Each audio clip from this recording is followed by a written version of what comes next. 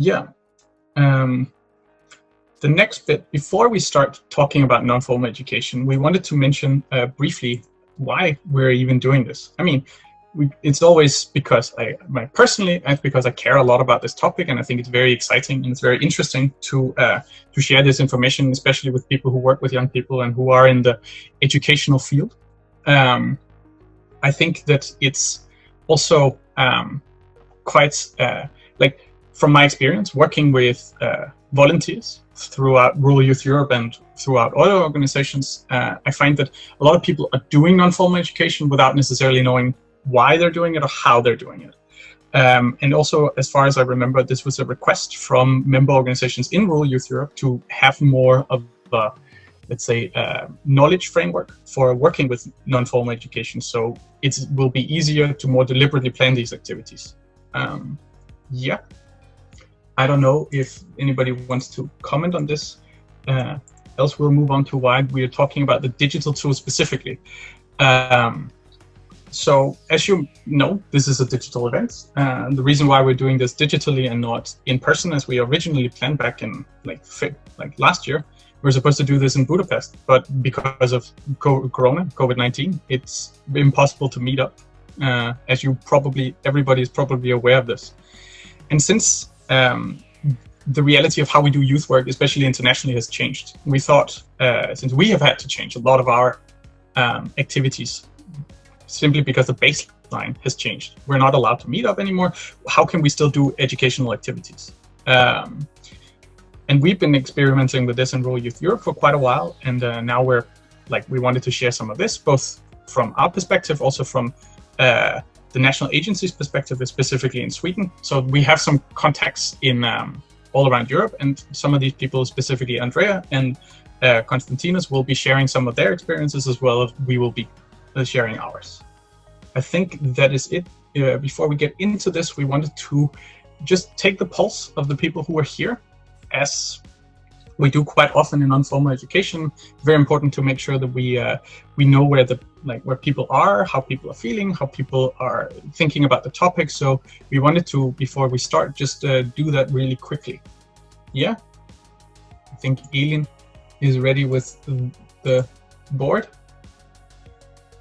See, it's already working. That is great. Yeah. So what we wanted to hear from you is, I'm pretty sure Eelin has made a poll that Eelin will be sharing.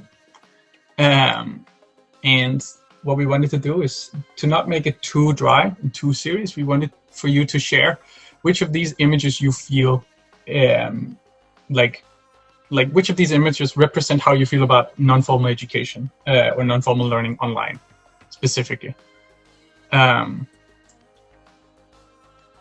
So you can just vote which one you think is the most applicable to you, since we want this to also be slightly interactive. That's also why we will highly encourage the chat and highly encourage the questions. Since else it will be just us talking, which we love. We loved hearing our own voices. We love talking about this topic, and we could do this for days, but we would also like to hear your opinions.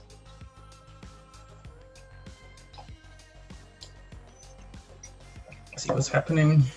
Yeah, we're missing a couple of votes.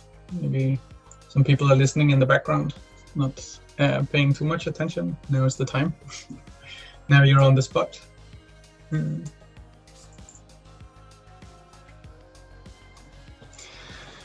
Yeah.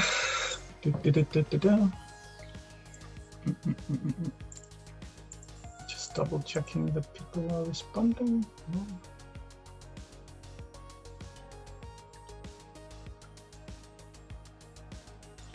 Yeah, okay.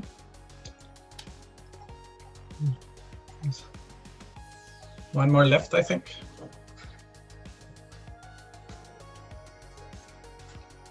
Let's give it a couple more seconds.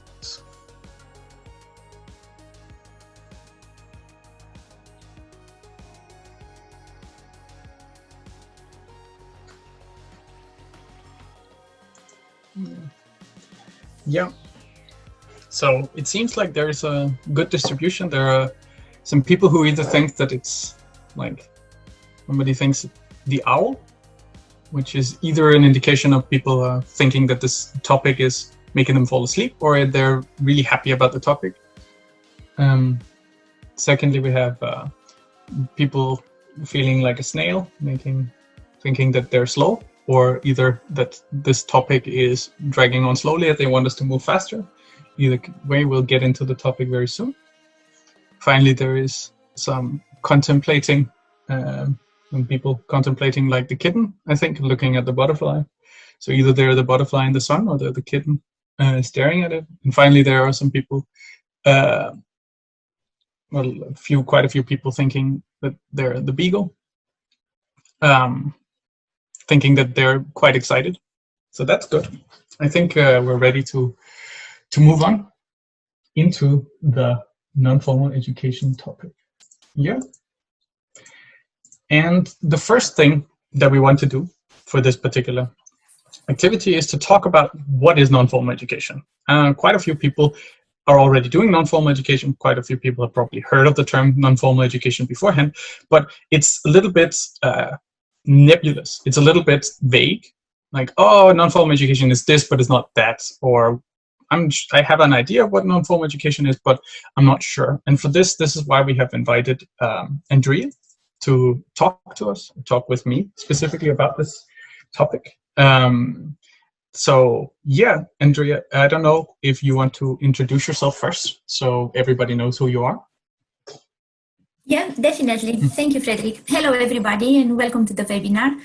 My name is Andreea, and I live in Sweden, and I work for the Swedish Agency for Youth and Civil Society. And before I started to work here, I have been active in many non-governmental organizations and also in municipalities, and worked with international projects. And I have also facilitated different training courses.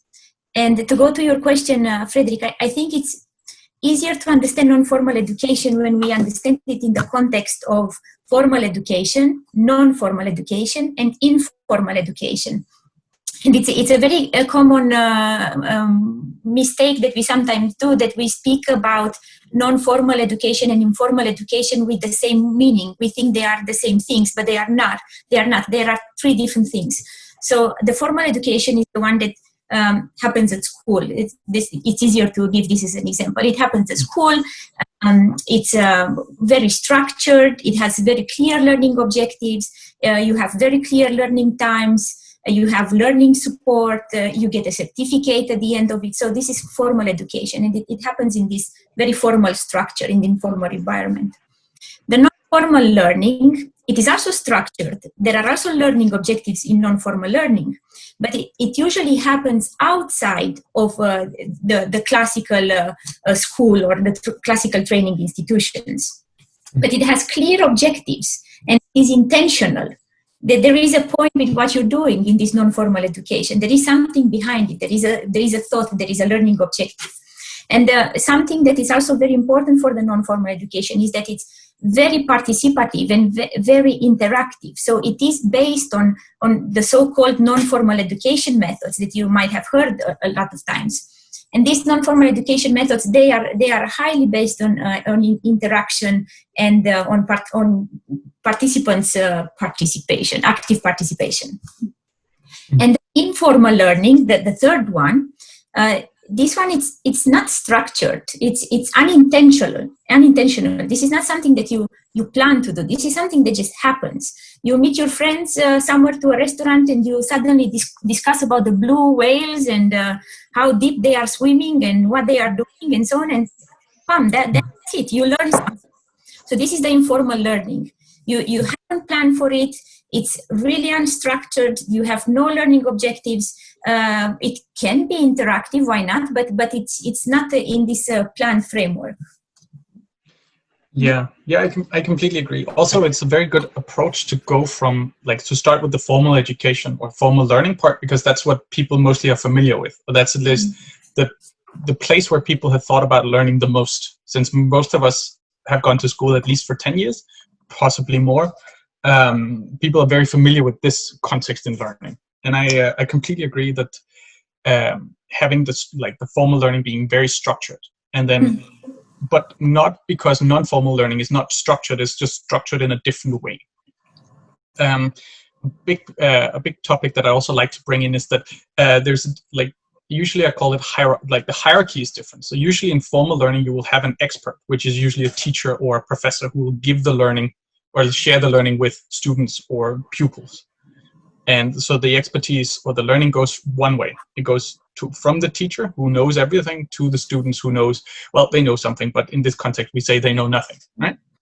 And this we are talking process, very much about transfer of information from the teacher to the student. Yeah. And this has a lot of benefits, but it also has a lot of, like, there are some things that are where it's very good to use the formal learning structure. Say you have a lot of highly specific information that you want to transmit in a limited amount of time. It's usually more easy that you have a person who already knows everything, and then they are sharing it with people. However, there are also several contexts or several situations in which this is not the best way for learning. Specifically, you're wanting to develop skills, or it's not just transfer of information, it's also transfer of competences, basically. And this is highly in contrast to the non-formal learning process, where rather than having a teacher or a professor, you have a facilitator or a trainer who's not necessarily the expert in the topic, but is responsible for the process itself. And here you have multi-way learning, where all the students or all the participants, as we usually call them, they also bring their own experience, and they're also responsible for sharing their own experience. So the communication goes two ways, from participant to participant, moderated or facilitated by the facilitator. Yeah. I think one important thing to add to this is that they are not mutually exclusive. So if we're thinking about non-formal education and formal education, it doesn't mean that they don't meet somewhere. I mean, if you think about it, in many schools where you have non-formal education, the teachers and the curricula have started to introduce the different aspects connected with non-formal education methods. You might have field trips, you might have brainstormings, you might have debates, which are non-formal education methods applied in the formal education field. And I think it's a very good thing that this is happening more and more. Oh, yes, definitely. And that's especially going back to this thing about before, where formal education methods are very applicable in some situations and not very useful in other situations. And it's also, as like Andreea is pointing out here, that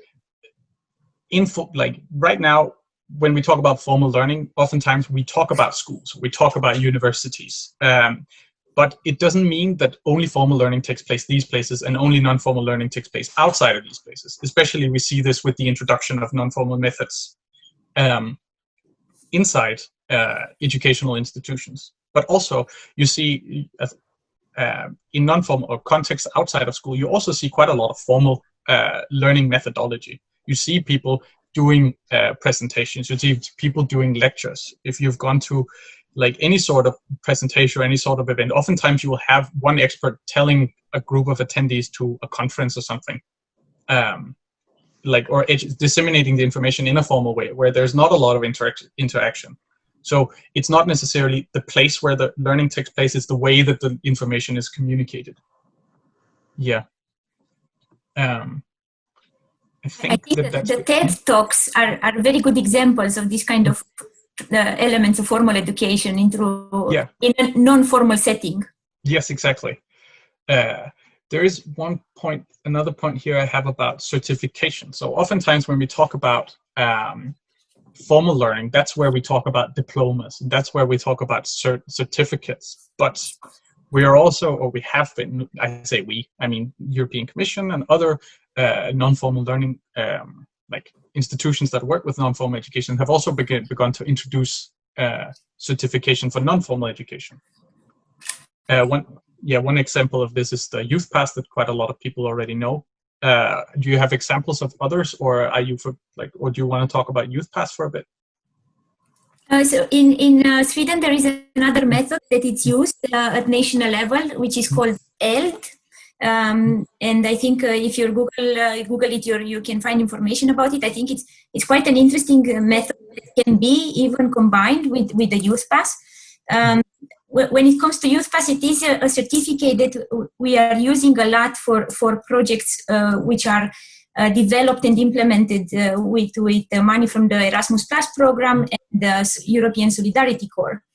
And all the participants in these projects can receive such certificates, and we highly encourage them to receive the certificate, but also to reflect on the learning that is happening, because YouthPass is not just a simple certificate. It's very simple put to say that it's just a certificate. It's an instrument that helps the participants to document the learning and to help the participants to reflect on the learning. And this is so important, because reflection on learning and understanding what you can do and how you have developed, it's very strongly connected with being empowered. Because sometimes you can learn things, but until you know that, okay, I can really do this, until you know this, you're not truly empowered. You don't have the courage to say, I can do it, I can talk about this. So documenting the learning and reflecting on the learning. What have I learned today? Oh, how is this new? How can I adapt this to my life? How can I use this information in the future? Until you do this kind of reflection, you don't fully benefit of the learning that have happened. So I believe strongly in documenting and reflecting on learning, and it makes me very happy to see international meetings in both residential and online formats that are giving time for this kind of reflection on learning. Yeah, that's also another really important part of the distinction between formal and non-formal education, or non-formal and formal learning. Whereas in formal learning, oftentimes you will have a syllabus, so you will have the requirements specified by the expert previously, and then the job of the student is to make sure that you fulfill these requirements. So basically, you'd say, oh, you're supposed to be able to multiply this, you'll be able to divide like these numbers with these sizes, and then we evaluate by the end whether or not you are able to do this. Whereas in non-formal education, we start from where you are, and then we try and move you as far as you feel comfortable, or you as a participant, or as a participant feel comfortable moving in this learning space. And this is why the personal reflection and the evaluation is so important, because nobody's telling you that you have to be this good by the end of the learning activity. It's on the participant themselves to grow, basically. Yeah. I would also add the fact that when it comes to non-formal education, you can also influence it. And in courses, the trainers have started to give more and more open space sessions, to include more and more open space sessions in which, based on the reflection on learning and on the reflection on the needs of the participants, okay, I learned this and this is really helping me, but I would really like to learn about this as well, because this is also going to help me in this way. So based on these kind of reflections, trainers have started to include these open spaces where you can change or you can feel the agenda based on the participants' needs. And this is also a very important aspect in the non-formal education. As you don't really see this in the formal education, you can go to a teacher and say, okay, I would like to learn about this as well. Because unfortunately, there is a curricula that has to be followed. So it's much more strict when it comes to what you can, on your interest and needs and what you would like to learn at school. Yeah, exactly. Say it would be very interesting. I'm sure it would be super useful, but it's quite difficult to go up to in med school, for instance, and ask the doctor, say, hey, I'm really interested in feet, or I'm super interested in muscles. Can we do more on the muscles? And then it's like, I mean, even though you might want to do this, it's very difficult to change the curriculum, because there is a standard. Usually it's not even set by the teacher themselves. It's set by either regional or even a national or even an international body that says, oh, if you have this education or if you have gone through this course, you need to know these things. Yes. Where it's much more easy and much more flexible in non-formal education, because it's adapted to the participants' needs way more so than formal education. Yeah, I think. Yes, and connected to this, Frederik, I would actually like to pinpoint that when it comes to writing international projects, when it comes to developing youth exchanges, for example, the needs of the participants are very important. They should stay at the center of projects. So when you're developing a project, when you write a project together with your partners, what is wished for, or what we want to see, is that young people's needs have been considered, and they are a part of working with developing the projects, that they have been asked. Not that somebody sits in an office and just writes nice projects together, but that they actually have a connection with the young people in the community, with the young people with whom you're working. So just try as much as possible to include them into this creation process and development process, and start from their needs and their interests. Yes, I completely agree. This is a very, very strong approach to how to write projects, since basically it's for the young people that we're doing this. Or oftentimes, or most of the time, it's actually together with the young people that we're creating these projects. So it's very important to keep their needs in mind rather than doing stuff for them. It's not a service that we're providing, it's a partnership that we're developing. So, exactly, and even the agenda would then be written in such a way to reflect their interest, because again, non-formal education is much more flexible when it comes to what we should include in the agenda and what we want to learn and what are the learning objectives. Yes, I completely agree. I think now is a good time to just do a quick status and see if people have fallen asleep or if people are still here. If you could just write in the chat or something if there's something that's unclear, or if everything is completely clear now, because if everything is clear now, then we'll just summarize and move on. If not, then we can discuss some of these things slightly more in detail. If there's anything that's unclear, please let us know. I'll just give you a minute or two to do this. Yeah. Especially if everything is all clear. That is very good. It's quite nice. Yeah. Okay. Now, if you disagree with Johanna, Michael, and Barbara, now is the time to write it, because else we'll move on. Consensus have been made. Yeah. So I think just to really quickly summarize these things, is like there are several ways, let's say, to approach non-formal education or non-formal learning, and the model that we have presented here divides learning methods into three categories: formal learning, non-formal learning, and informal learning. And the formal learning is the part where you have an expert, a teacher, teaching students. It is often it's often a one-way process, and it's almost always defined by a syllabus or a curriculum that you have to adhere to. Then we have informal learning, which is what Andreea was talking about slightly earlier about experience. It's the thing that takes place when you're not deliberately trying to learn things. It's the discussions that you're having with your friends at the bar or at school that is not part of the learning process, or it's the things when you're like looking up videos online trying to figure out something, like the process that you're engaging in, trying to learn something on your own or together with other people. And then finally we have the non-formal learning, which is what this webinar is about. It's where rather than having a teacher, you're having a facilitator, and then rather than having students, you're having participants who are sharing their own experiences.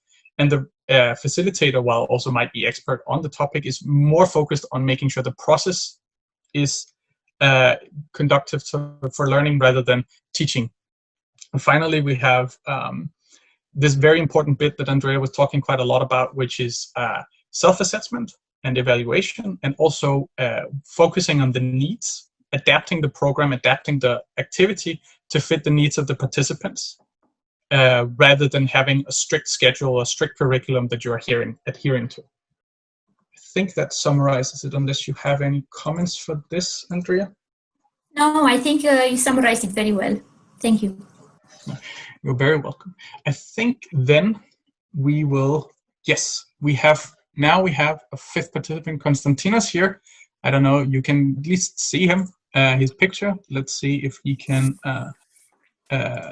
start his video. There he is. Hello, Konstantinos. Hello. Hello, so, yes. Andreea. Hello.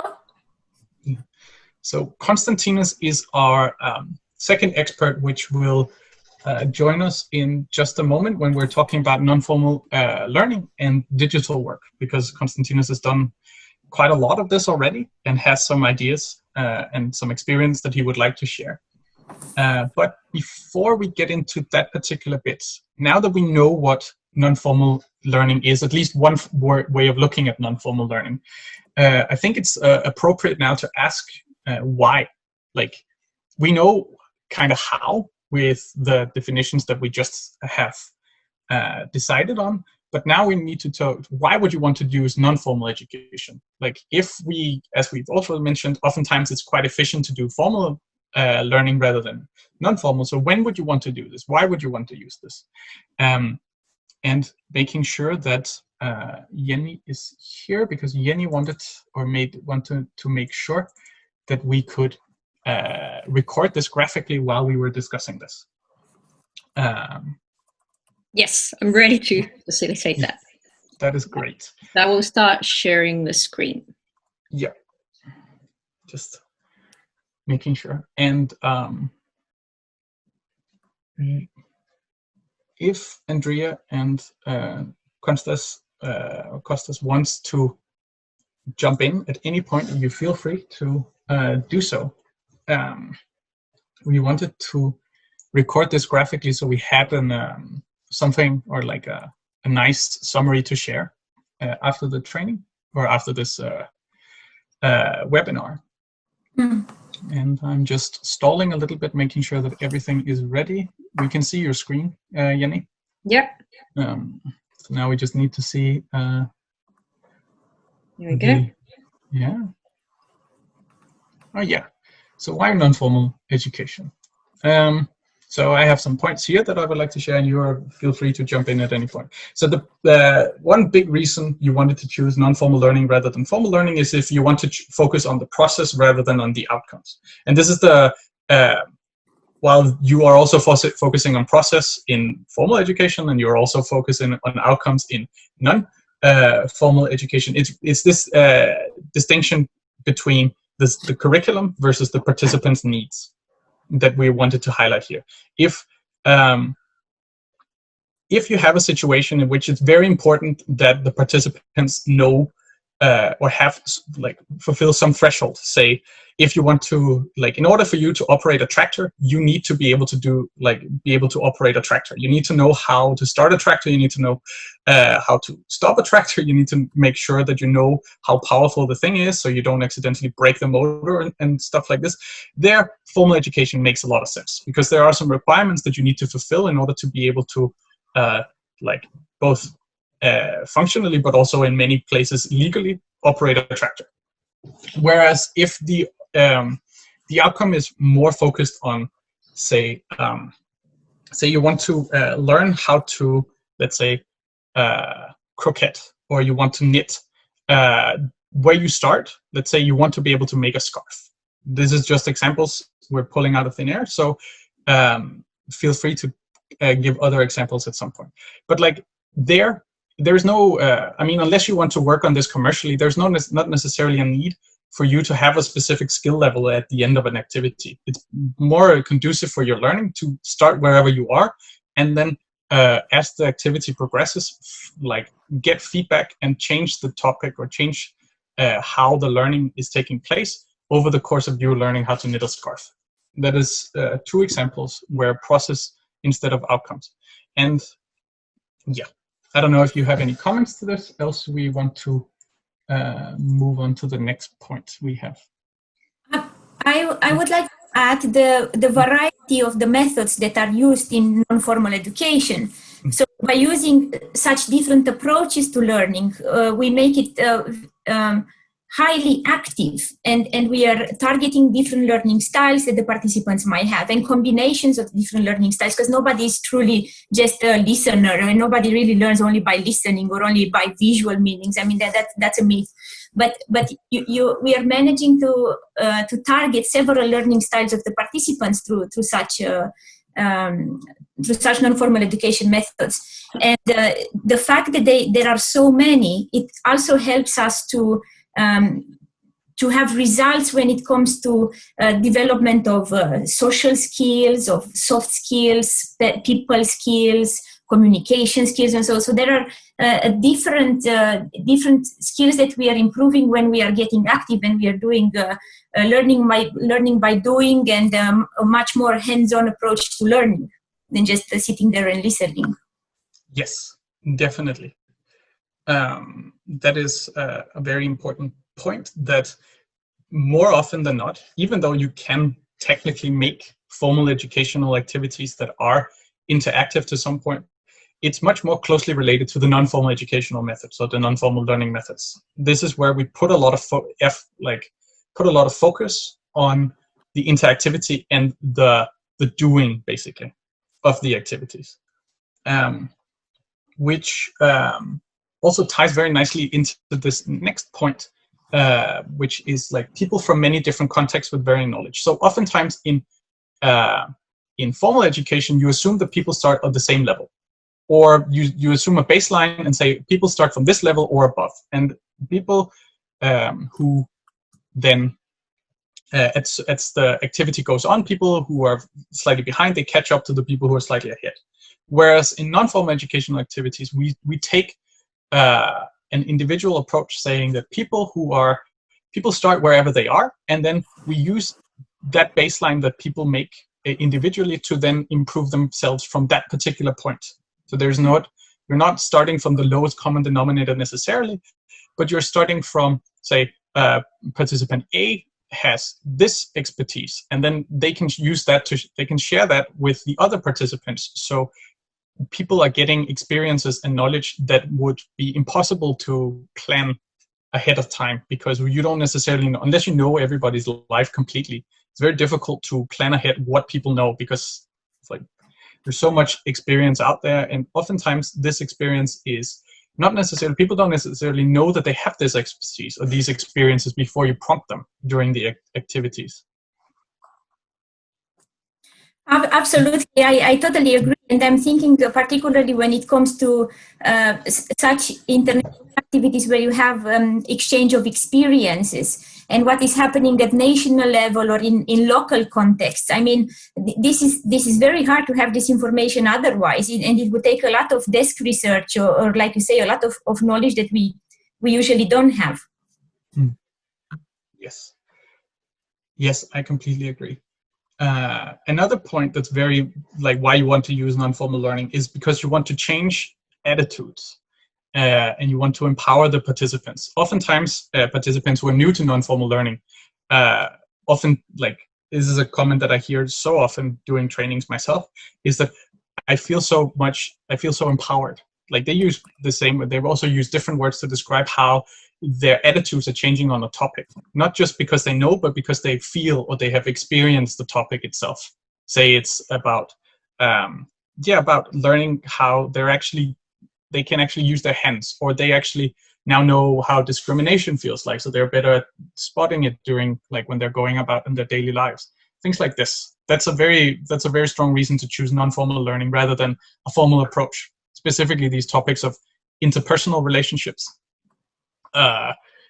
like inclusion, empowerment, participation. These type of topics are very, very conducive to non-formal education.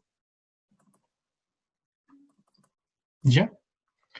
Then I have also this idea about when you want a facilitator rather than an expert, which ties back into when our discussion or our definitions previously, where it's not necessarily super important to have a person who knows everything for a topic. Say if you want to learn about, I don't know, how a motor works, it's probably a good idea to have an expert who knows how a motor works so they can teach that information. Whereas if you're talking about interpersonal topics where people most of the time actually have experience previously, it's much better to have a person who is facilitating the exchange of ideas rather than having a person just telling people, oh, so this is how everything works and this is the truth, and you cannot, you can challenge it, but it's very difficult if you don't have all the previous knowledge yourself. I think going back a bit to the difference between formal education and non-formal education, I think this is very strongly connected with formal education in which you imagine that the minds of the people, the heads of the people are completely empty and that you're going to just feed them with information. Yeah. And when you think about non-formal education, like you said before, I mean, you understand that these people have experiences, they have knowledge, and you're creating an environment so that where they can share this experience and this knowledge and learn from each other. Yes, I completely agree with this. I also think that now it's like 1:45, and I was made aware that you have to go now, Andreea.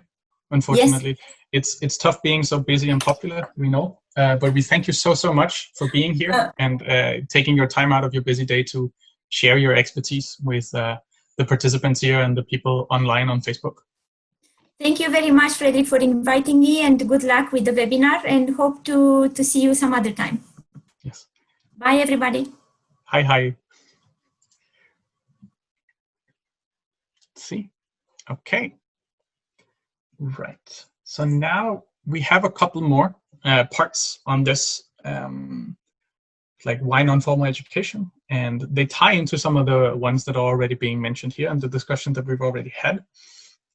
So one of them is like participants taking responsibility for their own learning, is how we put it down here in our notes, which basically means that, again, going back to the definitions of formal and non-formal learning. In formal learning, you have this syllabus, and there are the requirements, and sure, a student is responsible for making, putting in the effort to know this information by the end of the activity, but they're not responsible for like deciding what to learn, or they're not responsible for like pushing themselves, because there is a place where you need to go. There's a learning outcome you need to reach, and if you reach it, it's great, but if you reach it halfway through, you can basically relax. There's no more learning to be had here. Or if you don't make it, then it's too bad, then you fail the course or you fail the activity. Whereas in non-formal education, you start from whatever baseline you have, and then you're responsible for pushing yourself. There is no end goal. The only goal is to learn more or know more, be better than you were when you started. And for a lot of participants, this is a very different approach to learning. That suddenly they're responsible for this bit that somebody else has been responsible for their entire like learning career, basically. And I think that is a reason why you would want to pick non-formal learning methods, to empower, and give people the skills to learn, because this is a skill that is very, very useful in your entire life. Knowing how to acquire information, knowing how to learn, being responsible for this yourself is such a useful skill to have, and it's very difficult in formal learning settings to get this skill, at least from my experience and from the people I've talked to. I think we have time for one more. I think we've actually managed to mention this already, but just one more part about this is that you allow participants to move in their own pace, which is very closely tied to the responsibility bit. Is that not every learner or not every participant at an activity is expected to reach the same goal by the end of the activity. Since people start at different paces, since people move at different paces, it's very individual how much you get out of an activity. As a facilitator, as a trainer, as a person who plans these activities, you can encourage, but it's very difficult to control in the same way that you would in a formal setting where you say, this is the goal that you need to hit, and if you don't hit it, too bad. Where here, people can move at their own pace, and some people move very slowly during the activity, but then they continue to learn afterwards. Some people move very fast, and they get to move very, very far. And it's always different. It's always individual. And that's also, I guess, one of the beauties of non-formal learning. Yeah. I think that this is good. We have one example in this now I think it's a good time also to check in on people and making sure that people think that this is clear. If they have any comments or questions, now is a very good time to write them down so we can answer them right away. Else we'll move on to talking to Konstantinos about the digital work.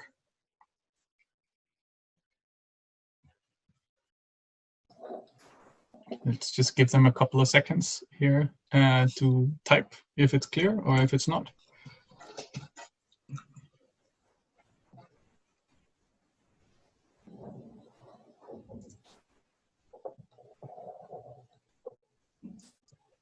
I'm hearing that people are saying all clear, very clear. That is good. Since this is a pilot of sorts, it's very nice to hear that people find the pacing and the information clear and interesting already. So that means that this is a format that we might be able to use in the future as well in Rural Youth Europe. Very, very good. So moving on. Now, as you saw during like the past half hour, we got another guest here, Konstantinos, and I think maybe we should start by Konstantinos, if you want to introduce yourself for the people attending here and on Facebook. Thank you, Frederik. Thank you for the invitation. I'm Konstantios Stergiou from Greece, freelance trainer, but also youth worker, because this is where we started all from. Through the Association of Active Youth of Florida, we have already been collaborating for many years with Rural Youth Europe. So it's a pleasure to be amongst you. And also hello from Greece for all the attendees of this webinar. And it's a strong feeling because with Eelin and Andreea, we have been working also many years. So it's a combination of youth work and expertise combined in one webinar. So thank you and for the invitation. Yeah, and it's so good to have you here. It's very nice. Since this is quite new for rural youth to deliberately work with non-formal education in the digital space, it's so nice to have a person who has quite extensive experience with this already and can share some of the experiences, especially for our member organizations who are also finding themselves in a situation where they have to start using digital methods, where a lot of these rural organizations have really been like fueled by the meeting in physical space. And now we have to find different ways to continue the activities, basically. Yeah. So let's talk about non-formal education in digital space. Do you see, like, is it exactly the same? Is it slightly different? What are the things that you need to pay attention to when you're transforming an activity into the digital space? Okay. First of all, I would strongly agree that, as you said, it's a new situation. It's a totally different reality now. So all the rural organizations have to find ways to adapt in the new circumstances. We were all shocked because we had all planned events, face-to-face, on the spot, youth exchanges, youth mobilities, local initiatives. And suddenly we had to reinvent the way that we are going to keep the non-formal education values and non-formal education methods through digital work. But to be honest, we had been using all these years digital tools in a way, but not in a fully online approach, because digital tools are daily reality for young people. Okay, we all understand that young people are being very active, are being very social, are being interacting online through their smartphones, through tablets. So they are already there. Okay. So they are very aware of the online world, of the digital world. So this is one of the big benefits, because when we are talking about youth work and young people, it is very important to understand that they are already there. And it was us, the youth organizations, that we should go there. Okay, so we have been learning from the young people all these years. And if I would share our personal experience from local rural NGO, Active Use of Florida. In many cases, we were inviting young people to deliver us daily small-scale workshops, how to use Instagram, how to make a challenge there, and how we get closer to the young people. So trying to turn everything digital was not that difficult, but there was and there is still a very big problem, because in rural areas or in remote areas, not all young people have access to online platforms. They do not have a good internet speed. They do not have also the materials that we need, the equipment we need, because you know, there are different levels and the capacities in every family. And I'm also teaching in the university classes as a doctor of economics, and there were families that they were saying that we cannot attend because there is one laptop for 5 members, and of the 5 members of the family, the 3 of them are students. So who is going to first come, first serves? How does it work? Also connection problems. We know that there is a huge European strategy on being digital and being connected in the rural areas, but yet we don't have quality standards in all the geographical regions of Europe. So these are difficulties. And if we are talking about youth work, we are talking about inclusion. We are talking about participation. We are talking about equal opportunities for all. We are talking about the freedom to share our voice and the democratic right to be included in all the dialogues and process.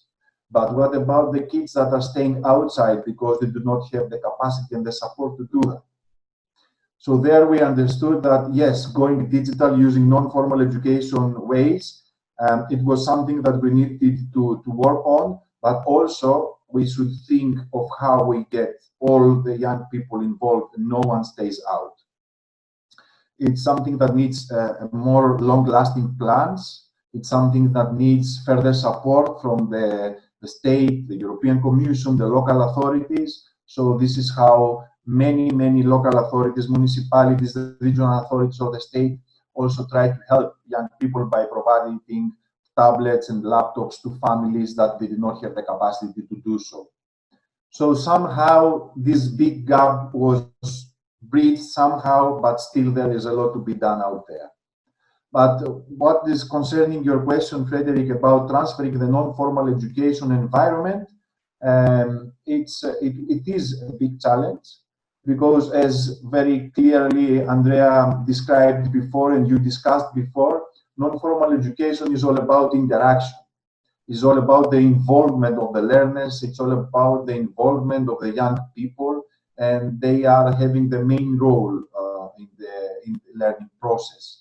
They have their own targets, they have their own aims and objectives, and they are also, through the self-reflection, they are also the ones who are going to develop their youth pass and their learning to learn competence.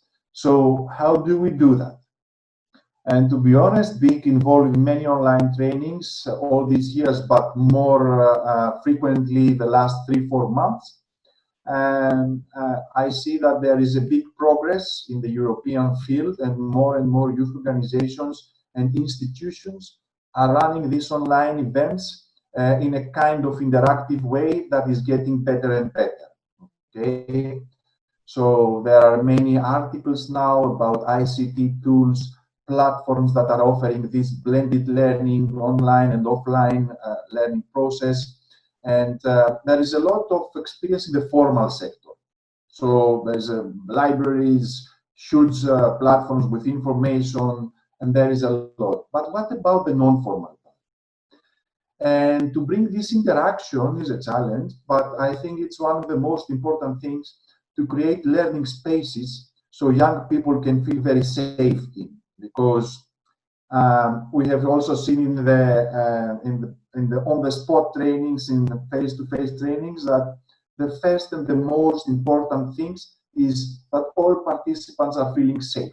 Okay, So when you are going online, it's a different world. So how do we stay safe online? It's about the GDPR, it's a personal data. Some people are not feeling okay to be on a camera. They are not feeling okay to open the mic. So it is very important to create an atmosphere so everyone is feeling protected. Secondly, everyone needs to be feeling included. So no matter if we have difficulties in English or another working language, if we have difficulties with connection or something else, we need to make people believe that here we are to support. Okay, we are here to boost your presence and be all equal, all the same, and we have the right to speak. And then we also need to make rules, kind of, not rules, strict rules, but the way of common understanding, which is common respect in an online non-formal education setting, which means from the way that we are speaking, the way that we are listening to other people, the way that we are dressed. They are simple things that need to be clarified in advance because it's a live part. Different things are happening. We've seen many videos online from people having very serious conferences, other family members jumping in the camera. So it's nice to create an atmosphere that people can listen to you. You can express your voice in a clear way and also to be able to interact with others. So these are the basic elements before. But after this part, there are several online games, tools that bring this kind of interaction, because it's not one man, one woman show. It's not one person speaking and the other just listening to. It's about bringing people together. So there are many tools. I can just name a few of them, but later on we can share, like Jamboard, like Slido, like Mentimeter, like Hood. They are online games that are giving a different setting. So people can post online, people can share online, express their opinion, and even the function that we have here in Zoom, the breakout rooms. So it's not a meeting of 50 people. Then we break them in smaller rooms, and then it becomes a meeting of 10 different groups of 5 people, like the round tables we would have in a normal setting in a room that we were all together. So there are tools, and the youth workers or the youth trainers need to explore them further, because there are lots of them out there. So we create a setting of interaction, funny at the same time, because we are having fun in youth work environment. We have music, we have nice atmosphere, we have nice setting, and this is where we're trying to keep it as well. So during the breaks, we put music. When we have some reflection moments, we put some lounge music as well. We invite people to take their coffee, to take their sandwich, to take their cake with them, so they feel that we are all sharing something together. So it's about the atmosphere. It's about the general feeling. Yeah. Thank you so much, Kostas. I completely agree with most of these like assessments and assertions. It looks like quite a lot that it has been like there are many tools, especially in the formal setting, to transfer the activities, whereas there's much fewer in the non-formal learning setting.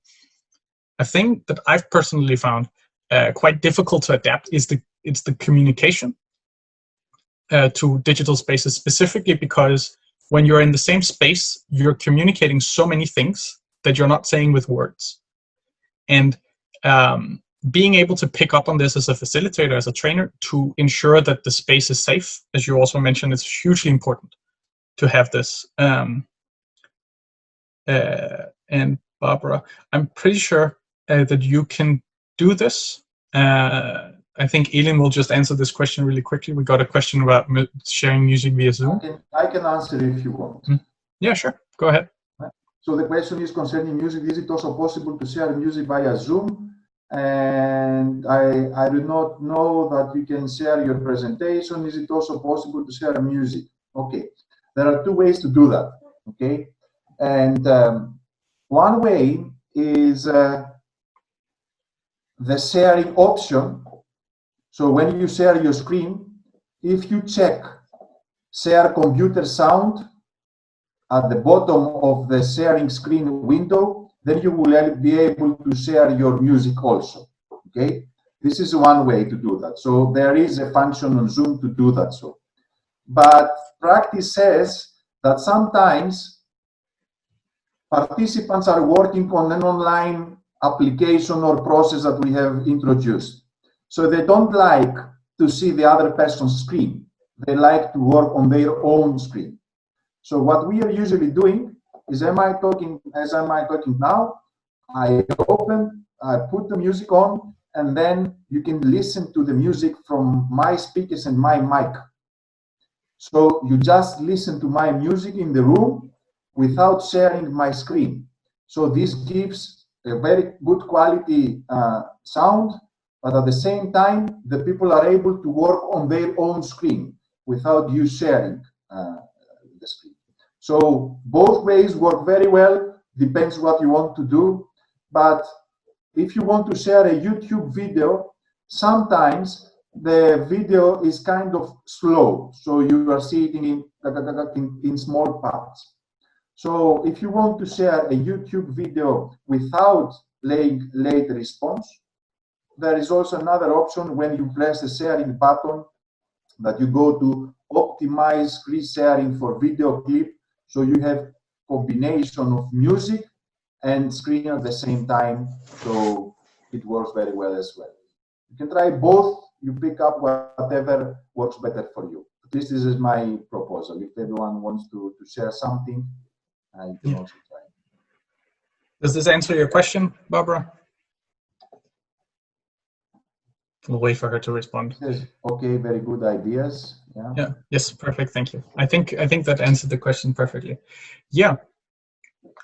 So going back to some of the challenges adopting youth work to the digital space. Yeah, one of the points was communication, because it's much more difficult to manage people if you're not in the same space, because there's way fewer things to pick up on, and it also requires much more time, because everybody needs to, like, if they want to communicate, they have to share with using their voices, where you can share using body language much more readily in a physical setting. Yeah, are there any other challenges that you found adopting that people need to be aware of if they want to plan their own activities digitally? I mean, challenges.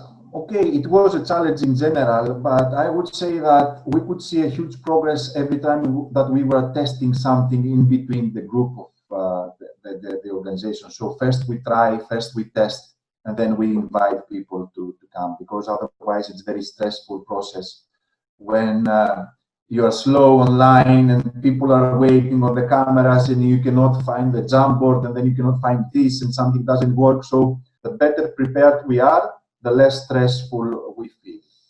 Another challenge, of course, is that you have to be ready for things that might happen online, and not everything is in a smooth way, because there are people who have a different kind of opinions. If it is a live concept, we have to make sure that we are totally aware of what is happening at every moment. So you really need to be very focused and to be listening. So this is why we usually insist and we make it clear that there should be 3 people working online from the organization that is hosting the event, which means there might be 2 speakers, facilitators, okay, trainers, whatever, and there is need to be a backup person all the time, because this person might be the one who is taking care of the notes as a reporter, who might be the one who is reading the text, might be the one who is admitting the participants to come in the Zoom or the other platform that you are using, because there are many people kicked out from the internet, they come back, they come and go. So it might happen that they are connecting and reconnecting more than 10 times during a meeting. And also what has happened is, one day I was talking and the electricity went off, so I disappeared from everything. So it was my kind of part this moment, okay? But if your co-facilitator is not 100% aware of what is happening during this session, then you are finding yourself in a very, very bad situation. So it's not that you have your part, I have my part, and that's it. Everyone who is involved in the process needs to be totally aware of what is happening in every single minute, because it's different that they are being face-to-face than online. Because if the facilitator disappears, then you cannot say, okay, let's wait if he or she comes back again, because the previous time I turned back after 30 minutes because there was no connection, no electricity. Also, a different setting is the time setting, because here you are able to see the time, so you are very well structured when you are talking about the activities. And if it is online and your activity finishes earlier than scheduled, you don't want to be with an empty task hour. So you need to have alternatives, and you need to have also many things that you can always introduce to the people and to be ready for changes, because it is very important that everyone understands that you are ready and there is a flow. You don't want gaps, you don't want minutes of silence, you don't want to show that you have not planned and tracked everything. So this was very, very difficult in the first things that we tried. They didn't work online. Then we ran out of activities, and now what do? And the participants are waiting. So you need to have a very well-structured document that you say 5 minutes this, 3 minutes this, optional 1, 2, 3 different tools to be used. Yeah, I completely agree. And often, like, compared to the meeting up in physical space, there's almost no situation in which all of a sudden a co-facilitator or the main facilitator will just disappear, especially in the middle of a session, where this can happen during an activity as such because of internet problems, or because, I don't know, somebody spills a coffee in the machine or something like this. I completely agree. And so you need to be much more prepared, because a lot of time, not to say that you don't have to be prepared in physical space, but a lot of times you can play off the participants because with your experience, you know what they need, or you can kind of deduce what they need, so you can change the sessions on the fly, where it's much more difficult to do so when you are completely aware of, or you have to be aware of like the technical issues also. I completely agree also that it's very, very good to have a person who's just responsible for the technical things. This is also why Eelin is taking care of this right now. Even though I probably technically could be, it's so much more stress having to be 2 people at the same time. Yeah. And one thing I also wanted to mention about the issues is this problem, and you mentioned it also slightly before, about attention. The people's attention is much more, it's actually quite difficult to pay attention into an online event for such a long time.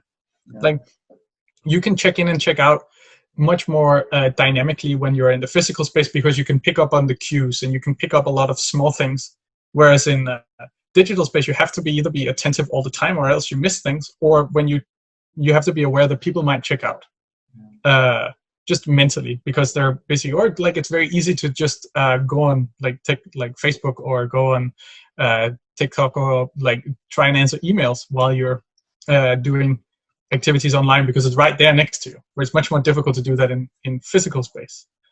I think there was a question of time management. What is the maximum duration for an online seminar or Zoom meeting? Experience maximum of 2 hours. So do you want to answer this? I have some ideas also. Yeah, I can share a bit. We never go up to more than 2 hours, never. And when we are talking about 2 hours, there might be a small break in between of 2-3 minutes, so people can just stand up, okay? Because we are encouraging people from time to time to go back, okay, move a bit, stretch a bit the head. So you invite people all the time to do things, even if they are simple things to be done. So the maximum hour, I would say that ideally is 2 hours, and not than 2 sessions of 2 hours per day, okay? So 2 hours in the morning, 2 hours in the afternoon, that's it. You cannot do more, because people are losing interest, they are getting tired in front of the screen, and it is not easy. I don't know if you have a different approach, Frederik, on that. I mean, yes, I would also say maximum 2 hours for a single session, but also that would be a hard limit for me. I would much more prefer to have an hour and a half actually, or like even just an hour, and then some breaks in between where people are still part of the activity, but they will, let's say we do a bio break. We also have planned a bio break after this particular session where you could just stretch your legs, grab a cup of coffee if you need, so a cup of water. If you need to take some fresh air, do that. If you need to do other things, do that for like 5 minutes. It's very important to do this specifically here, and specifically in activities such as this one where we actually can't see the participants, so we don't know exactly how, if they're zoning off or if they're doing something else. So I think also this is a great time, apropos. If this answers your question, Barbara, just double checking. So somewhere between an hour and a half and 2 hours would probably be the maximum for a session, and pay attention to the attention that people are having. Yeah, I think that actually is a very, very good time, apropos, to ask people if they want to have a small break. I would suggest that we do minimum of 5 minutes, maximum of 10 minutes for a bio break, if that is okay with people. Yeah. How are people feeling about this? You can just answer in the chat. A break sounds good. Okay. Yes. Yes, a little stretch is welcome. I would highly suggest getting off your chair, getting away from the laptop for a little bit.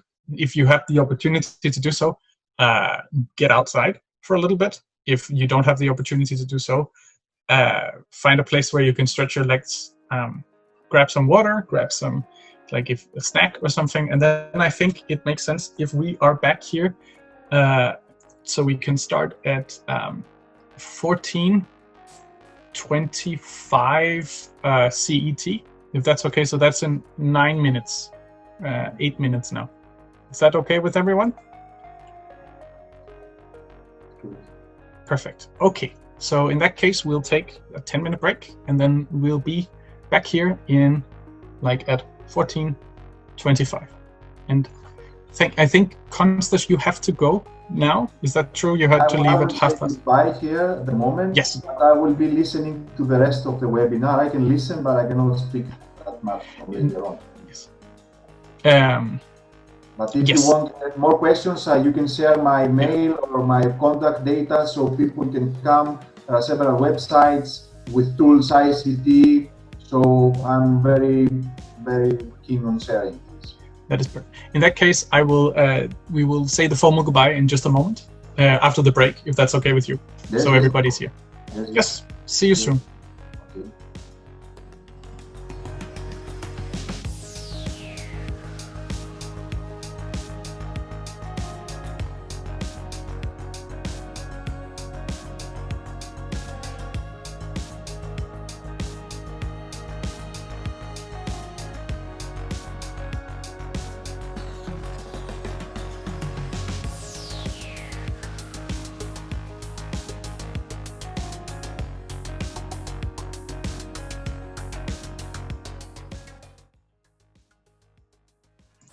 Okay, now at least my clock says 14:25. People back.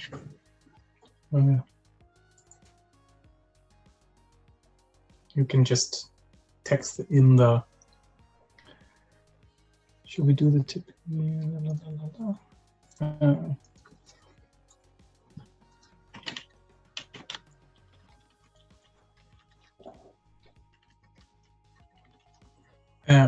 Great. So just before we move on to the next bit, we just wanted to, to thank you very much, Konstantinos, for taking the time out. You're also like quite a busy person, and it's quite amazing that we managed to get both you and Andreea to be available at this time today. Was the momentum. Yeah. It is. We thank you so much, and for sharing your expertise and for taking your time. And we hope to talk to you very, very soon. There was one question before the break about energizers and how does energizers work. in digital space. Maybe if you wanted to leave on that question, or if you wanted to share the final thoughts about that. I can share with Rural Youth Europe a couple of websites with lots of materials like this, but you don't need really to invent something very difficult when we are talking about a small energizer or icebreaker. It can be very, very simple things. So collect 3 things from your room or your house that you would like to share with the rest of the people and why they mean a lot to you, okay? So I go around in my room, I have 2 minutes, and I come back with this, because I think it's very important for me. So you can play games that they have a meaning of putting the people together in order to do something. Create a playlist of the music that we would like to share. So it can be a Spotify or a YouTube list. Draw your name in a very creative way and show to us and what it means for you. So this is my name, it is written Konstantinos, it means this, and there is a story behind. So easy, simple things that you don't need so many special technical tools or different things. They are the easy ones. But I can share later on with Rural Youth Europe, and then you disseminate to the participants 2-3 more websites that have a lot of information like this to take some ideas at least on how we can do that. But there is also a very good research that I would strongly encourage all the people to read it. It's from the Youth Partnership, which is the European Union and the Council of Europe together, which was launched now in April, and it was published Social Inclusion, Digitalization, and Young People. So it is a very recent study that has a lot of information about Digital Youth Europe. It has a lot of information about digital youth world and what is happening in other countries, but also there are references in there for websites, tools, and links that you can be using. So I would strongly recommend everyone to go and look for this research from the Council of Europe and the Youth Partners. Yes, I think, Konstantinos, if you can send it to Eelin, I think we'll share it with the attendees here and also with the people on Facebook once the activity here is done. Yes, that is very great. Nikolai, did that answer your question about energizers, or were you did you want to do an energizer right now? Let's see if he answers. It's always exciting.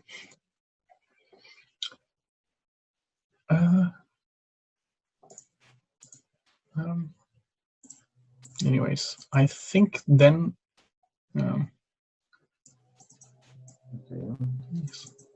that is great. So thank you so much, and I hope to talk to you soon. I think then it's a great time now to move on and talk about tips and tricks, which is the final segment of this webinar before the questions and answers, if there is any that you're referring to.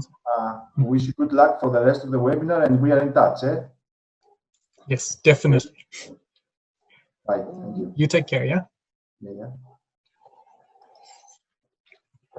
All right. So now we are going to move on into talking about tips and tricks. We hope that everything is clear so far. Please let us know if anything is unclear. If there's anything you want us to talk slightly more about in detail, we definitely have the time to do that right now. If not, then we will move on to some things that are good to think about when you start doing non-formal educational activities in general, and also non-formal educational activities in digital space specifically. Yeah, and I think we will start with the general activities or the general tips for non-formal learning. So the first tip that we have for you is to ensure that participants are aware of their responsibility. If you remember from previously when we were talking about why to do non-formal education, one of the very important parts was that participants are responsible for their own learning, especially participants who are not experienced with non-formal learning. They won't necessarily know this, and therefore it's very important for you as a person who organizes activities like this to make them aware. This is either through telling them, that's obvious, but also through the activities, to use activities that gives them the chance to take responsibility themselves also. That's also a very good idea, especially in the beginning of an activity. If there are more than one workshop, or say it's a whole day or a whole week or a longer period of time, especially in the beginning, give them the tools so they can take care of their, or take responsibility for their own learning. Yeah, is this clear? And now I'll just rattle them off myself. Then the next tip that we have is related to also what Konstantios was talking about previously, about how you need to be very prepared when you're doing non-formal educational activities in digital space. But this also is required when you do it in physical space. That since everything is planned, so you take into account the needs of the participants. It's also important to know, for everyone involved in the training activity to be aware of what's happening, so they can take over if needed. And this is especially true in the digital space, where it's was giving his example of just suddenly being offline for half an hour. And well, what are you doing then? You can't just wait. Like, people will go bored or they will leave. So, and plan out many scenarios, especially have backup plans. Like, say you have this plan that you want to do this particular activity, but it requires at least requires maximum of 30 people, and then all of a sudden your activity goes very popular, and now you have 50 people. And what do you do then? It's important to take into account these things, and this is something that requires a lot of experience when you do activities or non-formal educational activities. And the more you do it, the more experience you will be knowing what scenarios to plan for. But it's important to be aware that very rarely the thing go exactly as you plan.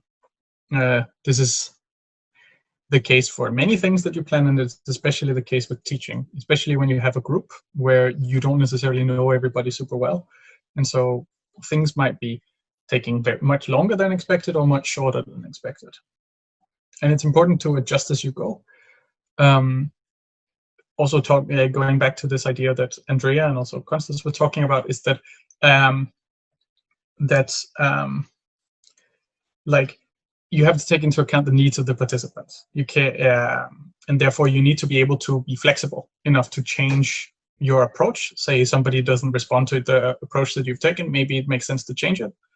Or say that the activity, like, people are not responding, or people are responding super well. Oh, we actually need to take more time to do this activity.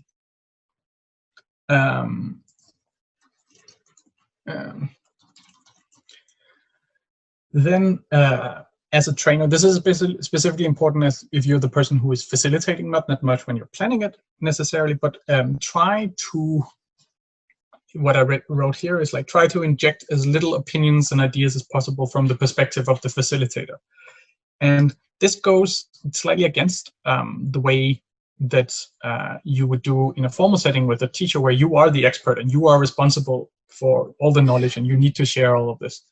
It's often a better approach, in my opinion, when doing non-formal education, to actually try and take a step back and try and let the participants themselves share the information.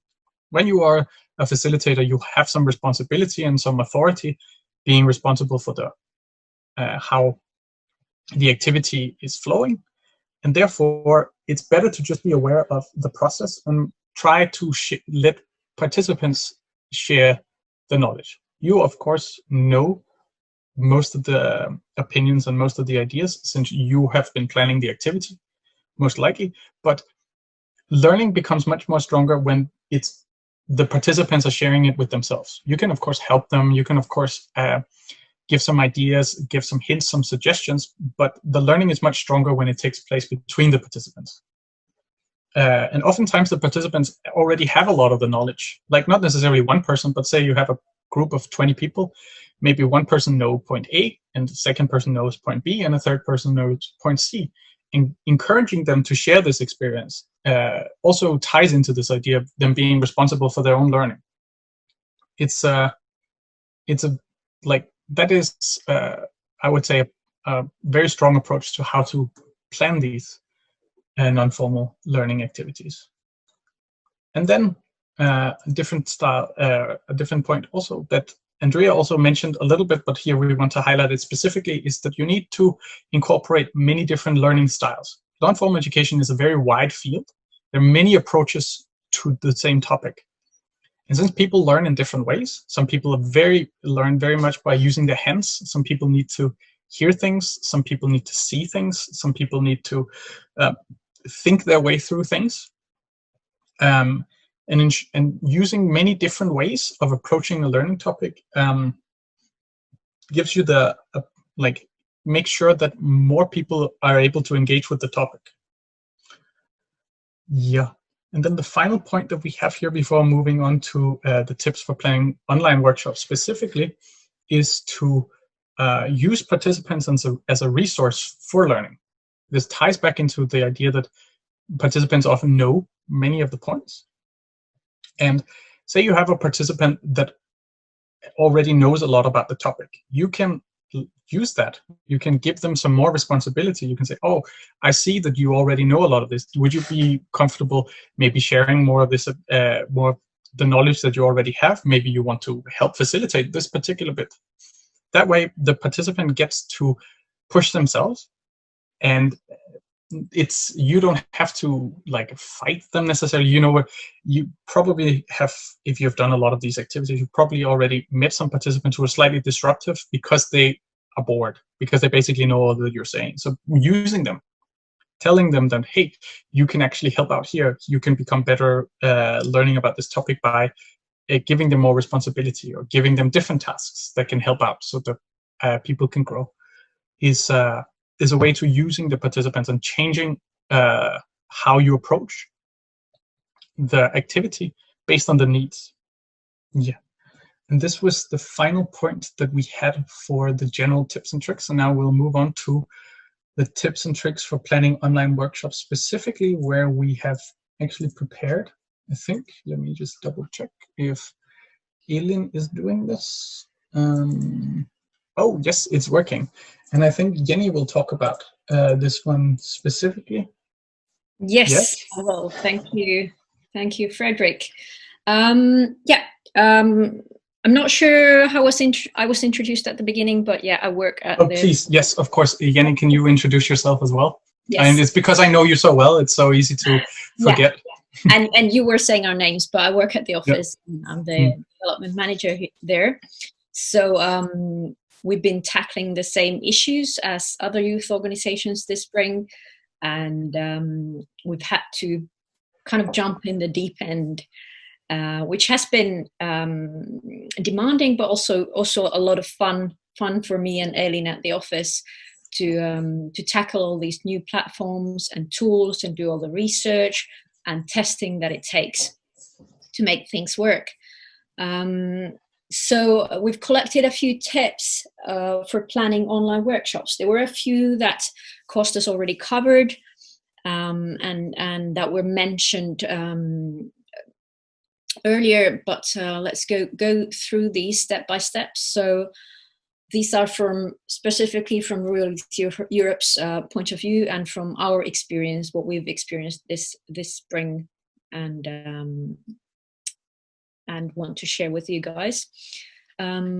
So first of all, it's important to go with the aim of the session first, to think about that first rather than thinking about, oh, this is a great cool tool or platform I want to use. How could I use this? Sometimes you can come up with nice things like that as well, but it's important to think about what you want to achieve and then think about how you can achieve it. Also, the second point is to create a very like a variable program with different methods and tools, but at the same time, if you collect too much, if it becomes too complicated, especially in the beginning when you're practicing, it might be a good idea to stick to one or two good tools in a session and not to overcomplicate it, so that you can actually handle the methods and tools very well and things work. And then as you go, you can add more if you feel confident with with the technical side, and if it provides more value to your session.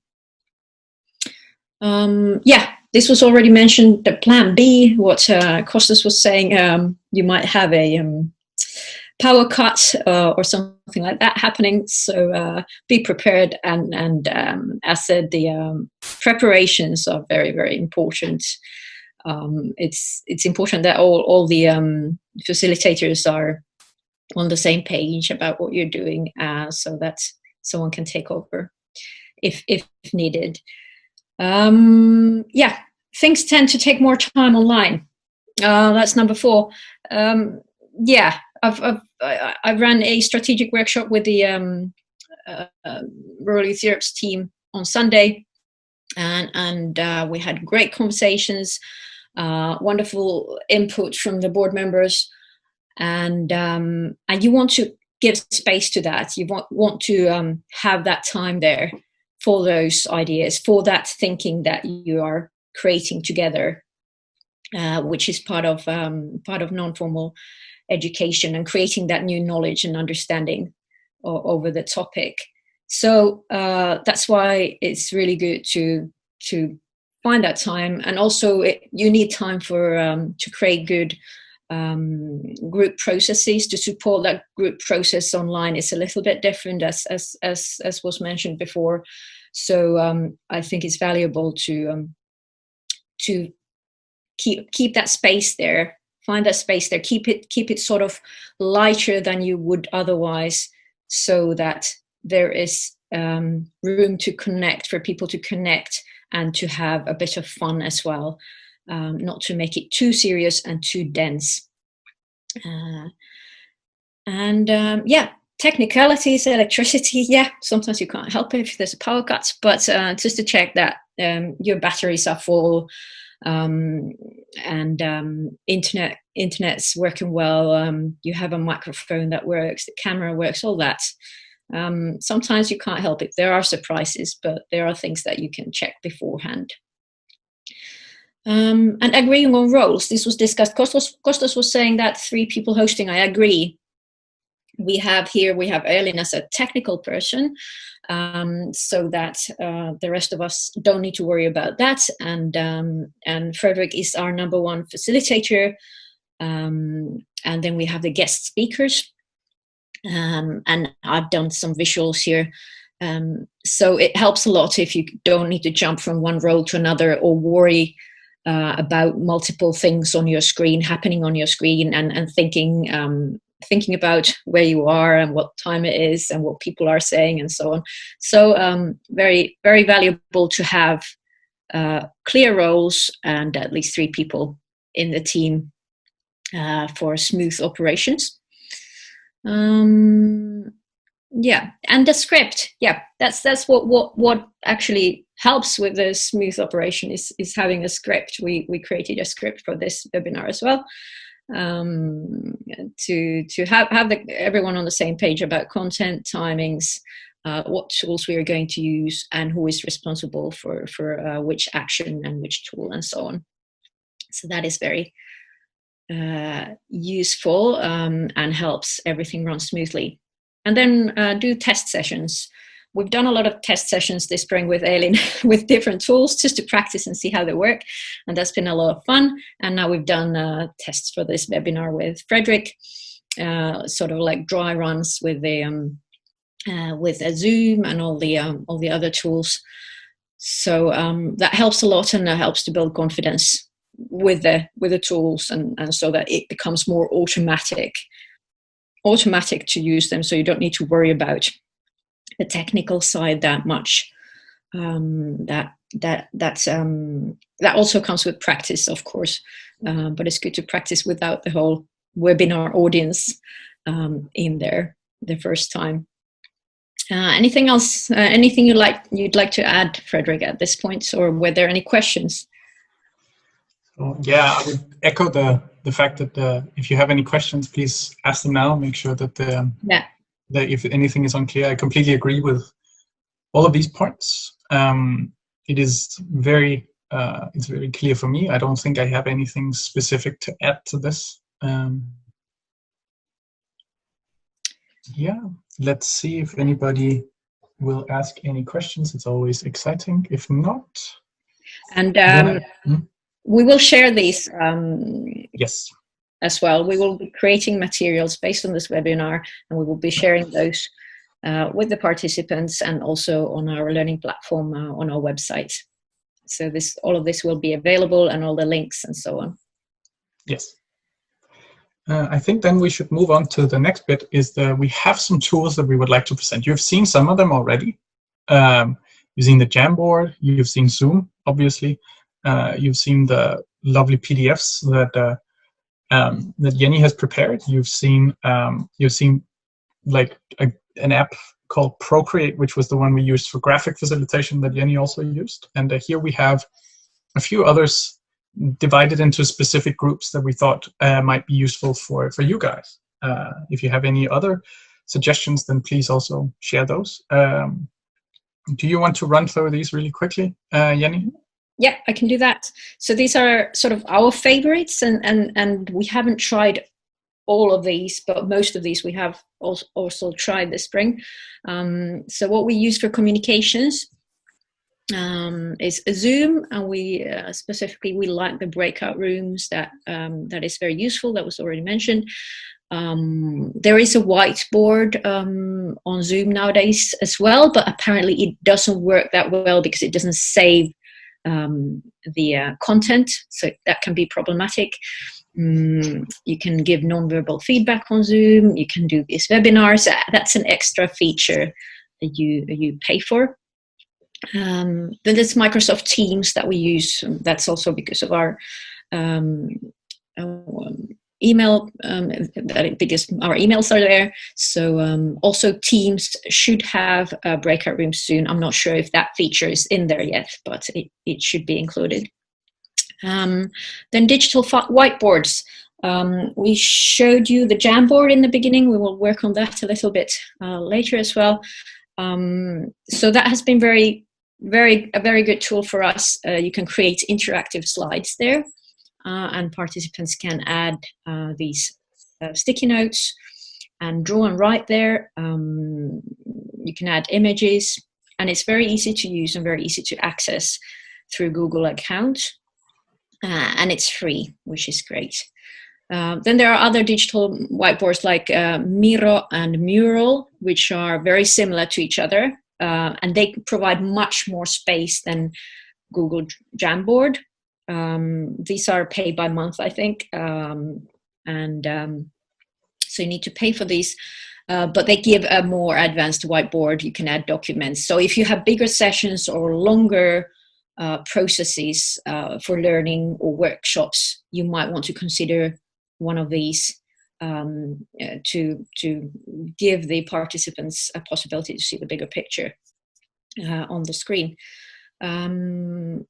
Yeah, and then we've been using polls a lot. We also use this at our face-to-face activities. Mentimeter and Kahoot are very useful. You can do live polls, quizzes.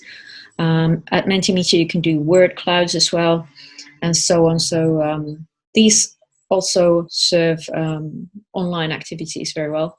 And Zoom has that poll function we used at the beginning. Visualization is something we've used a bit now. We've been experimenting with that. So live graphic recording was what I did earlier. And that was on iPad Pro with Apple Pencil, and the program was Procreate. And then I screen share or mirror the screen and mirror the screen from my iPad so that you can see what I'm doing. There are several ways of doing this, and we've tried it, but this is the simplest so far and the most reliable way we've found. Also, there's a possibility of visualizing the outcomes for dissemination, so that, for instance, I could, let's say I'm listening to what Kostas is saying, and I'm making notes of that, and we have the recording of that, and later on I can draw a nice picture of that and share those thoughts and perhaps discussions as well in a visual format with a wider audience. Other tools we've been using is Google Docs to collaborate. That's a very simple one. Prezi for nice presentations. You can use YouTube. YouTube videos are always a good way to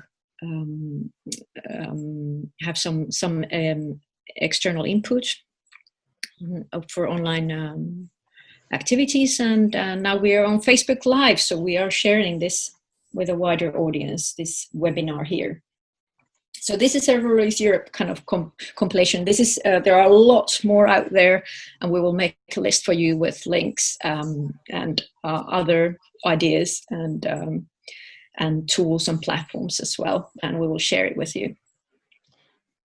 Yes, definitely. And yeah, just exactly know that this is not the end all be all. These are some of the tools that we have tried out preparing for this activity, as well as the previous months, figuring out what was the best approach. And your mileage may vary, but we would highly recommend getting, at least trying some of these tools out, seeing whether or not you can see the potential in them. And if so, then maybe trying them out in a public setting like this basically is. Yes. Are there any questions for the tips and tricks of the tools? Anything that is unclear right now? If not, then we'll slowly move on to the exit phase, the closing phase of this, where we'll ask for some input. Ooh.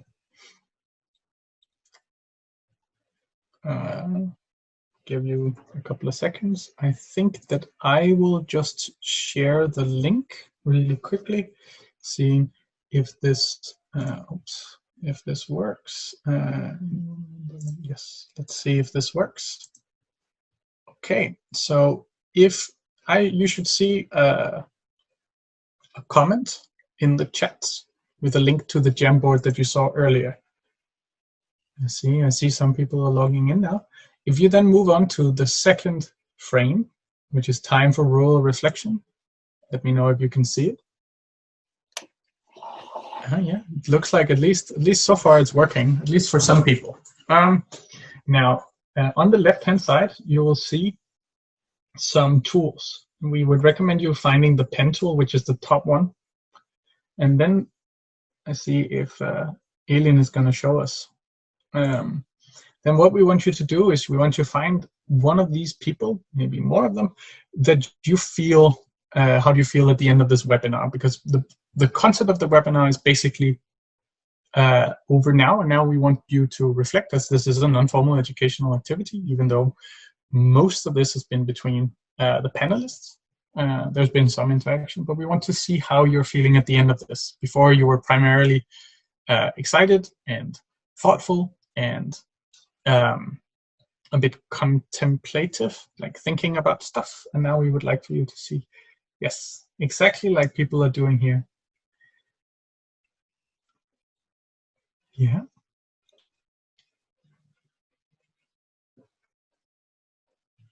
That is good. Some people climbing trees, some people looking at maps, some people standing on the top of a mountain exclamating, some people high-fiving each other. That is, I think, as good as we could have hoped for. Once you have drawn on the Jamboard, we would like for you to move to the next frame. And on the next frame, there is, it says feedback and tips. And you see here at the top, there's feedback and tips. And what we would like for you to do is the fourth tool is called a sticky note. And if you press the sticky note, we would like for you to write some feedback. If you have any feedback or how you feel about this, if you would like to participate in a future episode, what we could do differently, any sort of feedback is highly encouraged. And you just write it, say, I wish there was more cake. And you write that. Now this is obviously just for you to see that it works, just like Eelin has done already, but we would like for you to write some notes if you have any. Also, if you don't have any, we would like for you to say that I have no notes, just so we can improve. This is a pilot, as we've mentioned a couple of times already. This is something that RYEurope would like to do more of, if there is interest. Like, while we enjoy this very much, and we could basically have these conversations privately in public, if you know what I mean, where we just talk and people are listening. We would like to try out a lot more different activities and figure out how we can make this better. If this makes sense for you. Yeah.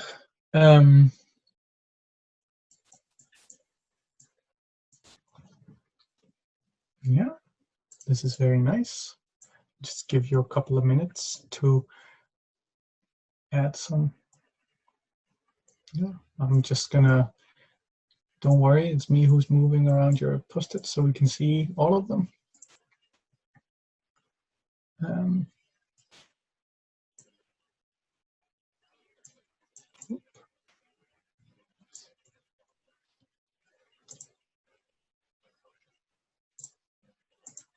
Yeah, thank you so much with this. Now, it's very nice with the nice feedback. It's also, if you have any feedback for improvement, please also add that. You can add more than one post-it, by the way, if you have more to say. Yes, I completely agree. The Jamboard is very cool. I personally was also introduced to Jamboard like a couple of weeks ago, so it's also very new for me, and I find it very useful right away. It's really, really cool collaborating tool. Kind of basically the whiteboard version of Google Docs, where usually we would write in Google Docs, but this is so much better for visualizing things, or basically jamming, as obvious within the name. And it's so much fun seeing people that to see that there are people reacting to what you're saying, and so it makes it so concrete to see. Yeah, exactly. Yeah, and also this is one of the things that we were worrying a little bit about beforehand, is like, would it be interactive enough? But even though we are a small group here and it's very cozy, I really liked that there was actually some interaction and we got to hear some of your thoughts also, even though you weren't, like, you as attendees weren't here visually and like with sound. Yes, we will, like, that's also a fair point. Like, this is also an issue with like accents and how people are presenting the information. We will ask Konstantinos for some more written material because he had a lot of really interesting points, and I completely agree. Hopefully we can get this information in a written format that we can send out with the visual material that we have produced beforehand and during the session. I hope that answers the feedback. Yeah. Are there any more questions that you would have liked to? Oh yes, the break, definitely. I completely agree. It's actually you don't necessarily notice this until it's actually too late. Like, oftentimes you can just go on and go on and go on, and then 2 hours have happened and you're completely burned out in your head because you've taken in so much information. I really think that it's very good to have these breaks and be aware that other people might need the breaks more than you do. Yes, I think also there's like 1 minute until the official end of this this tiny pilot webinar. I think here by the end, we would like to shout out, of course, Rural Youth Europe, who's doing more of this activities we have. I think Eelin actually wants to do the shouting out, looks like. Yes, I'm super eager to mention, as I already said in the beginning, we have recorded the session and we will make it somehow available to you later as well, maybe on YouTube, maybe we edited a bit, let's see. At least we will use parts of it will be used for the podcast, and most likely and hopefully that will also be available soon. We should be, the dream of dreams is that we produce one podcast now each month until the end of the year. So if you haven't yet, you should go to our webpage or to Spotify and look for Rural Voices. And you can listen to our podcast on Spaces, because we have one episode on shrinking civil spaces. And then we have one episode on online spaces and safety in them, and feeling safe in safe spaces.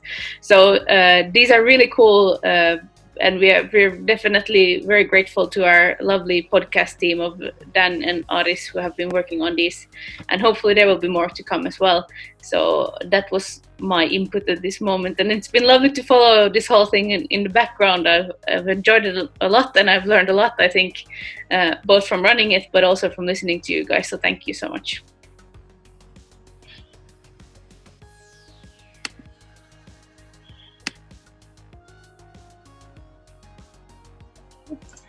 Yes, technical things just by the end. I need to, of course, unmute myself. I think that this concludes the webinar Ready Scroller, the pilot webinar, the Rural Youth Europe's new digital presence. We thank you so much for joining and sticking it out for 2 hours. It's quite a lot of time in the middle of the day. We highly appreciate your inputs. We highly appreciate your feedback and your attendance. We hope to see you soon. And while many of the names are we know from beforehand, and we hope that we definitely will get to see you again, both in digital space and also in physical space once that becomes available again. Yeah. If you want to say anything at the end here, Jenni? If not, yes. Thank you, Frederik, for the cooperation and for great facilitating. It's been a pleasure, and hopefully we will do this more, and definitely we want to work in this webinar format and to develop it, and we are very, very happy to get all the feedback from the participants, and yeah, as Frederik said, happy to see so many familiar names there, and also new people joining our network. So thank you so much, everyone, and it's been a pleasure. Yeah. Yes. If you have any specific questions for either Andreea, Konstantinos, or me, you will get our contact information as part of the materials that we'll send out, so you can ask us specifically, primarily through email, if there are any follow-up questions the next coming days. Yes, I think that concludes it. Thank you so much for joining us, and hope to see you around. Bye.